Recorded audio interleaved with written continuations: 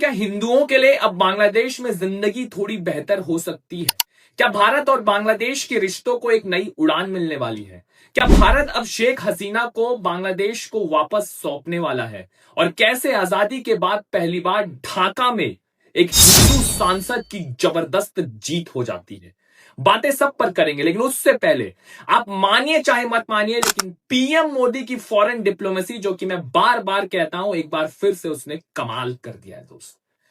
बांग्लादेश में चुनावी नतीजे आते हैं जहां पर जमाते इस्लामी, हिंदू विरोधी, भारत विरोधी, जिस पार्टी की पाकिस्तान भी खुलेआम समर्थन कर रहा था, जितवाने के लिए मेहनत कर रहा था, उस पार्टी की प्रचंड हार होती है दोस्तों। और जिया खालिदा की पार्टी की 2/3 बहुमत से वापसी होती है 20 सालों के बाद, 212 सीट। और करीबन 35 सालों के बाद एक पुरुष जो जिया खालिदा के बेटे हैं, तारिक रहमान, अब पीएम बनने वाले हैं दोस्तों।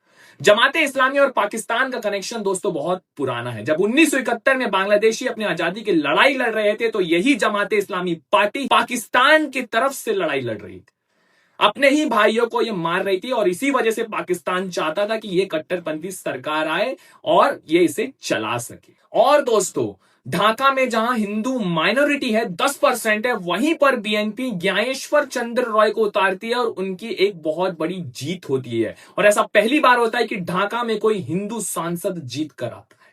दोस्तों, आपको याद होगा कुछ महीने पहले पीएम मोदी ने जयशंकर जी को बांग्लादेश भेजा था जिया खालिदा के अंतिम संस्कार में शामिल होने के लिए। आज उन्हीं का बेटा बांग्लादेश का नया प्रधानमंत्री बनने वाला है। उस समय बहुत आलोचना की गई थी पीएम मोदी की कि आप क्यों लेटर भिजवा रहे, क्यों फैमिली को शोक संदेश दे रहे हैं, क्योंकि उसी समय एक हिंदू भाई को जिंदा जला दिया गया था। लेकिन पीएम मोदी ने बड़े ही संयम से उस समय काम किया।